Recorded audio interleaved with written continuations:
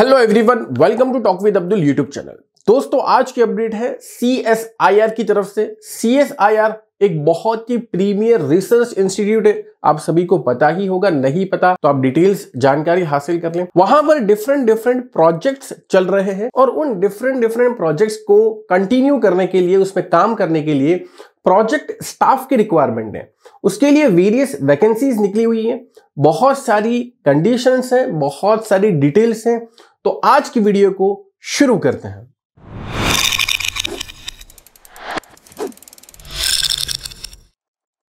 दोस्तों, सबसे पहले बात कर लेते हैं कि आपकी यहां पर रिक्रूटमेंट जो होने जा रही है वो कौन सी पोजीशन के लिए होने जा रही है। तो शुरुआत में ही दोस्तों आप देख सकते हो यहां पर लिखा हुआ है, online applications are invited from candidates for the engagement of project staff. तो आपकी यहां पर रिक्रूटमेंट प्रोजेक्ट स्टाफ के तौर पर होने जा रही है। ऑनलाइन एप्लीकेशन करना है, ऑफलाइन नहीं करना। अब प्रोजेक्ट स्टाफ के तौर पर होने जा रही तो डिफरेंट प्रोजेक्ट्स वहां पर चल रहे हैं। हर एक प्रोजेक्ट की अपनी एक स्पेसिफिक रिक्वायरमेंट होती है। तो अब दोस्तों हम डिटेल वाइज यहां पर देखने जा रहे हैं। प्रोजेक्ट नंबर क्या है, एरिया और ग्रुप, यानी कि वो प्रोजेक्ट किस एरिया में वर्क कर रहा है, कितने नंबर ऑफ वैकेंसीज है उस प्रोजेक्ट के अंदर, क्वालिफिकेशन कितना रिक्वायर्ड है, अपर एज लिमिट कितनी होनी चाहिए और आपको सैलरी कितनी मिलने वाली है पर मंथ के हिसाब से। ये सारी चीजें हम डिस्कस करने वाले। लेकिन दोस्तों, अगर व्यूअर्स या देखने वालों में से किसी को परमानेंट जॉब चाहिए या प्रोजेक्ट स्टाफ के तौर पर यहां पर अप्लाई नहीं करना, तो टेंशन लेने की बात नहीं है। हमारी कुछ एक्टिव जॉब अपडेट्स भी हैं जो आपको हमारी YouTube वीडियोस के अंदर उसकी अपडेट मिल जाएंगी। आप हमारी एक्टिव जॉब अपडेट्स की वीडियोस देख सकते हो और फिर वहां से दूसरी जॉब के लिए भी अप्लाई कर सकते हो। जो लोग यहां पर इंटरेस्टेड है प्रोजेक्ट स्टाफ के तौर पर, वो इस वीडियो को आगे कंटिन्यू कर सकते हो। तो दोस्तों, सबसे पहले प्रोजेक्ट नंबर है GAP 3245। यहां पर दोस्तों एरिया है semiconductor sensors and micro systems. यहां पर रिक्वायर्ड है दोस्तों जूनियर रिसर्च फेलो की, और यहां पर एक जूनियर रिसर्च फेलो की रिक्वायर्ड है। अब दोस्तों यहां पर क्वालिफिकेशन क्या है या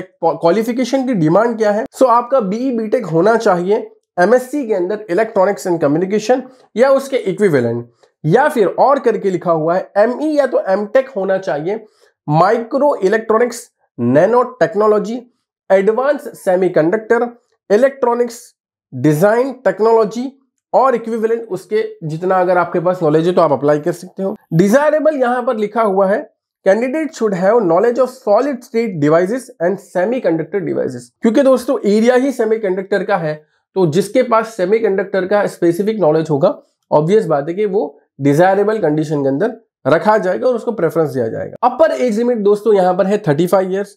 आपको यहां पर कितना अमाउंट मिलने वाला है, आपको यहां पर 31,000 मिलने वाला है पर मंथ के हिसाब से, प्लस HRA आपको अलग से मिलेगा, या तो फिर आपको 25,000 मिलेगा प्लस HRA मिलेगा। ये 25,000 और 31,000 को हम थोड़ा सा आगे समझेंगे। उसके बाद दोस्तों यहां पर एक और प्रोजेक्ट चल रहा है GAP 3242 सेमीकंडक्टर डिवाइस फैब्रिकेशन। यहां पर प्रोजेक्ट एसोसिएट की रिक्वायरमेंट है। यहां पर प्रोजेक्ट एसोसिएट की रिक्वायरमेंट है, तो क्वालिफिकेशन क्या होना चाहिए, BE BTech या MSc होना चाहिए फिजिक्स के अंदर, इलेक्ट्रॉनिक्स या अप्लाइड फिजिक्स के अंदर, या उसके इक्विवेलेंट आपके पास कोई भी डिग्री है तो आप अप्लाई कर। उसके अलावा भी दोस्तों और भी प्रोजेक्ट है, जैसा कि एक प्रोजेक्ट है हाई पावर माइक्रोवेव सिस्टम के अंदर, एक प्रोजेक्ट है आपका डेयरी एंड फूड इंस्ट्रूमेंटेशन के अंदर, उसके अलावा एक प्रोजेक्ट है आपका प्रोजेक्ट मैनेजमेंट के अंदर एंड इवेल्युएशन यूनिट, उसके अलावा वैक्यूम इलेक्ट्रॉन डिवाइस VED। उसके अलावा दोस्तों और भी यहाँ पर प्रोजेक्ट्स चल रहे हैं। सारे प्रोजेक्ट की डिटेल्स दोस्तों आपको यहाँ पर भी स्क्रीन पर भी दिख रही होगी। लेकिन दोस्तों मेरा सजेशन ये है कि डिस्क्रिप्शन के अंदर हमने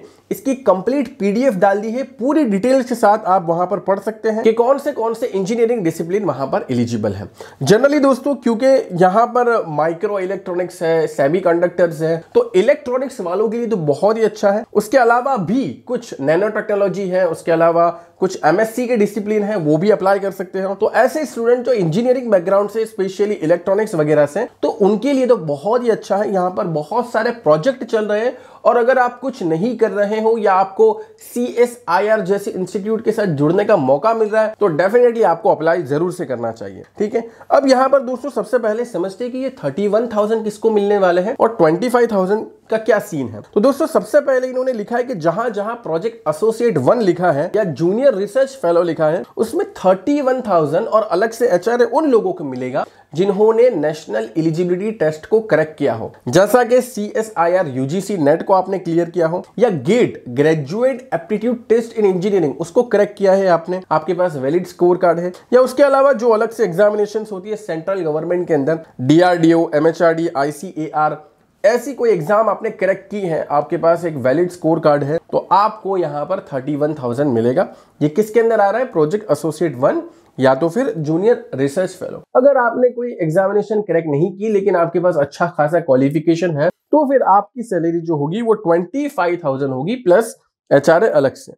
ठीक है, इसी तरीके से दोस्तों प्रोजेक्ट एसोसिएट 2 की बात करें एंड सीनियर रिसर्च फेलो की बात करें, तो उन्होंने भी अगर कोई अच्छी एग्जामिनेशन सेंट्रल लेवल पे या इंडियन लेवल पे करेक्ट की है तो उनको 35,000 रुपीज मिलेंगे पर मंथ, अलग से HRA भी मिलेगा, जैसा कि उन्होंने CSIR UGC नेट या GEAT जैसे एग्जामिनेशन करेक्ट की है, अच्छा स्कोर कार्ड है उनके पास। तो लेकिन अगर आपके पास नहीं है लेकिन फिर भी आप प्रोजेक्ट एसोसिएट 2 या रिसर्च फेलो के तौर पर एलिजिबल हो, तो आपको मिलने वाला है दोस्तों 28,000 रुपीज, अलग से HRA तो मिलेगा। तो यहां पर आपको क्लियर हो चुका होगा 31,000 किसको मिलने वाला है, 25,000 किसको मिलने वाले हैं, 35,000 किसको मिलने वाले हैं सेकंड कैटेगरी में, एंड 28,000 किसको मिलने वाले। बहुत ही सिंपल अंदाज में सारी चीजें। ऑब्वियस बात है दोस्तों कि यहाँ पर एक प्रोजेक्ट के लिए ही आपकी रिक्वायरमेंट हो रही है, एक रिसर्च बेस्ड प्रोजेक्ट के लिए ही आपकी रिक्वायरमेंट हो रही है। तो प्रोजेक्ट जब तक चलेगा तब तक आपकी वहां पर रिक्रूटमेंट होगी, तब तक आपको अमाउंट मिलेगा। आप डिटेल में इसके बारे में भी PDF के अंदर या डिटेल में भी पढ़ सकते हो, हमने लिंक डिस्क्रिप्शन के अंदर दे दिया है। कहने का मतलब यहां पर यह है कि परमानेंट जॉब नहीं है, ऑब्वियस बात है। ठीक है, आपको किसी प्रोजेक्ट के लिए ही रिक्रूट किया जाता है तो वो प्रोजेक्ट परमानेंटली तो नहीं चलेगा, तो बेसिकली आपकी यहां पर परमानेंट रिक्रूटमेंट नहीं है, इस बात को समझ लेना। उसके बाद दोस्तों आपको अप्लाई कैसे करना है, तो आपको ऑनलाइन ही अप्लाई करना है। जिन लोगों ने भी अपना क्वालिफिकेशन या डेटा सबमिट किया है ऑनलाइन अप्लाई करने के बाद, उनमें से शॉर्ट लिस्टिंग होगा। शॉर्ट लिस्टिंग के बाद दोस्तों आपका इंटरव्यू होगा। इंटरव्यू कैसे होगा दोस्तों, तो माइक्रोसॉफ्ट टीम्स के जरिए आपका इंटरव्यू होगा, MS टीम्स शॉर्ट फॉर्म में, और उसके बाद आपका सिलेक्शन होगा। जैसे ही सिलेक्शन होगा तो इन्होंने लिखा है the selected candidate are expected to join immediately.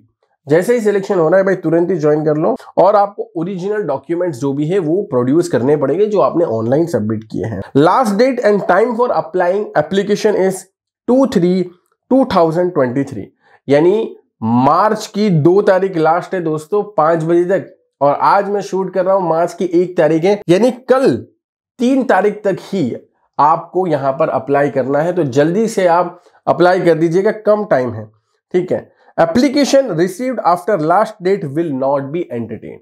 आपने लास्ट डेट के बाद अगर अप्लाई किया है तो ये यहां पर नहीं माना जाएगा, आपका रिक्रूटमेंट नहीं होगा, आपके एप्लीकेशन को देखा ही नहीं जाएगा अगर आपने लास्ट डेट के बाद अप्लाई किया है, अनलेस के उन्होंने लास्ट डेट को एक्सटेंड कर दिया हो तो बात अलग है। आपको अगर कोई भी क्वेरीज आती है तो यहाँ पर डिटेल्स दी गई है, आपको यहाँ पर नंबर भी दिया गया है, मेल आईडी भी दी गई है। टेक्निकल क्वेरीज के लिए भी अलग से आपको मेल आईडी और नंबर दिया गया है, वहां पर आप बात कर सकते हो।